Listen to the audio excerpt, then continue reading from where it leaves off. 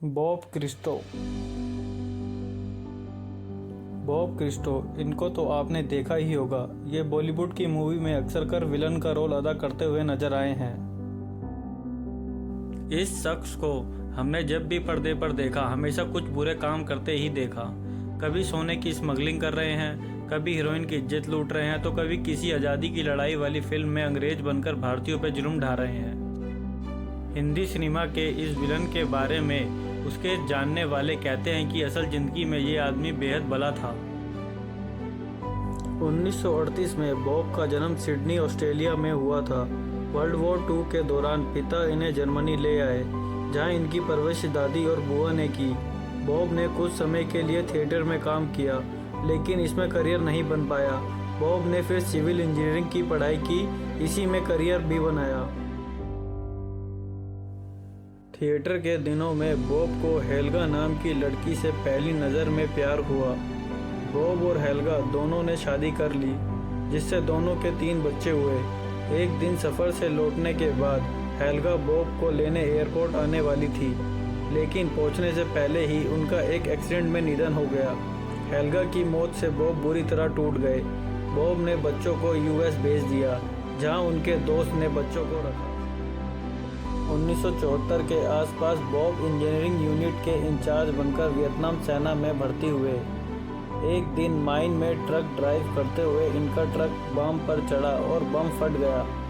Truck में बैठे Bob बुरी तरह जख्मी हुए, लेकिन उनकी जान बच गई।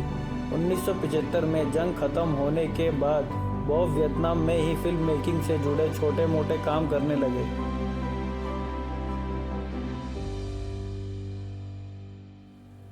एक्ट्रेस परवीन वोबी की एक तस्वीर टाइम्स मैगजीन के कवर पर छपी थी, जिसे देखते ही बॉब उन्हें पसंद करने लगे। कुछ समय बाद बॉब ने सिविल इंजीनियरिंग की नौकरी के लिए मस्कट, ओमान का वर्क परमिट ले लिया। वीज़ा मिलने में समय लग रहा था, तो यह कुछ समय के लिए भारत आ गए। बॉब भारत आए तो उनकी परवीन से मिलने की इच्छा फिर जाग गई। मुंबई पहुंचे तो चर्चगेट पे उन्हें एक फिल्म यूनिट दिखी। उस समय डायरेक्टर प्रेम कपूर अपनी डॉक्यूमेंट्री फिल्म की शूटिंग कर रहे थे। बॉब ने उनसे कहा कि मुझे परवीन बॉबी से मिलना है, तो प्रेम कपूर ने आश्वासन दिया कि एक दिन मिला देंगे। वीर नरीमन रोड के एक टी हाउस में बातचीत में उन्हें पता चला कि यूनिट का कैमरामैन जुबेर खान परवीन बॉबी से अगले दिन फिल्म द बर्निंग ट्रेन के सेट पर मिलेगा, जहां फिल्म का मुहूर्त है। अगले दिन बॉब कैमरामैन के साथ चले गए। सेट पर पहुंचे तो पीछे से एक आवाज़ सुनाई दी। बॉब समझ गए कि यह परवीन है। पलटकर देखा तो चेहरा देख चौंक गए। पास गए और कह दिया, आप परवीन नहीं हो, जबकि वही मशहूर एक्ट्रेस परवीन थी। बॉब ने मैगजीन निकाली और कहा, यह लड़की परवीन है, आप नहीं हो। परवीन शॉक थी। परवीन बॉबी हंस पड़ी, लेकिन मसला समझ चुकी थी। दरअसल परवीन की ग्लैमर तस्वीर मैगजीन में थी, जबकि वो बिना मेकअप के सामने खड़ी थी। हंसते हुए उन्होंने कहा, मैगजीन के कवर में मैं मेकअप में हूँ और पूरी तरह गेटअप में हूँ। जब मैं शूटिंग नहीं करती तो मैं बिना मेकअप के होती हूँ। अब मुहूर्त से पहले मुझे मेकअप के लिए जाना पड़ेगा। पहली मुलाकात की शुरुआत भले ही अटपटी थी, लेकिन इसी दौरान दोनों की दोस्ती हो गई। दोस्ती होने पर परवीन ने बॉब को फिल्म में काम दिलवाया। 1978 की फिल्म अजीब दास्तान से बॉब फिल्मों में आए।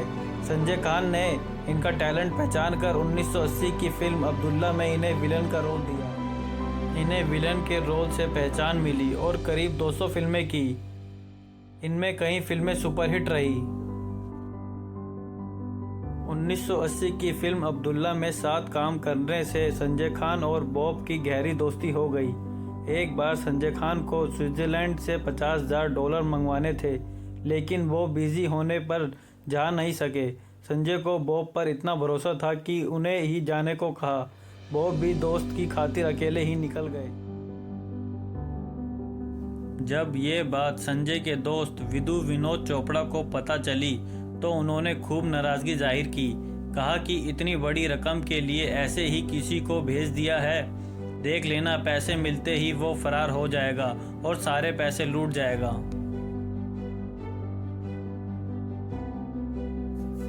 विधु ने संजय से 100 पाउंड की शर्त लगाई और कहा वो नहीं लौटेगा। संजय को ऐसा भरोसा था कि उन्होंने भी 500 पाउंड की शर्त लगाई और कहा बॉब जरूर आएगा। जब बॉब लौटने वाले थे तो उन्होंने लंदन एयरपोर्ट से संजय को कॉल किया। संजय ने उन्हें बता दिया कि उनके आने या न आने पर 500 पाउंड की शर्त है। संजय ने बॉब से कहा कि जब फ्लाइट लैंड करे तो तुम लॉबी में बहुत देर बाद आना। इससे विधु को लगेगा कि वो शर्त जीत गया, लेकिन फिर उन्हें सच्चाई पता चलेगी। बॉब ने ऐसा ही किया। जब बॉब विधु के सामने आए तो वो शॉक हो गए थे। एक बार बॉब तमिल फिल्म की शूटिंग करने स्टूडियो गए थे।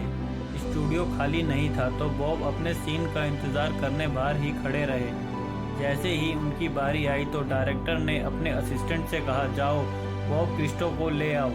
कान का कच्चा असिस्टेंट बाहर आकर बाबू कृष्णा चिल्लाने लगा।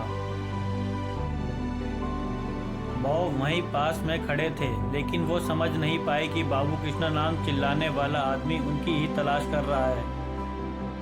जब उसने चिल्लाना बंद नहीं किया तो बॉब गए और उन्होंने पूछा किसे बुला रहे हो। तब बात समझ आई कि वो दरअसल बॉब क्रिस्टो को ही बाबू कृष्णा पुकार रहा था। उसने सफाई भी दी कि तमिल में बॉब को बाबू ही कहेंगे। जब ये बात डायरेक्टर को पता चली तो वो भी खूब हंसे। 2003 के बाद बॉब ने फिल्मों में काम करना छोड़ दिया। पहली पत्नी हेल्गा की मौत के बाद बॉब ने दूसरी शादी की थी और वह फिल्मों से दूर होते ही चले गए। योगा टीचर बन गए। 2003 के बाद से ही इन्होंने कभी इंडस्ट्री से कोई ताल्लुक नहीं रखा, हालांकि इनका बयान सामने आते रहे। जब बॉब क्रिस्टो को फिल्मों में लाने वाली परवीन वोबी का 20 जनवरी 2005 को निधन हुआ तो बॉब ने यकीन ही नहीं किया। वो आखिरी समय तक यही कहते रहे कि परवीन ने जिंदगी से तंग आकर आत्महत्या की है।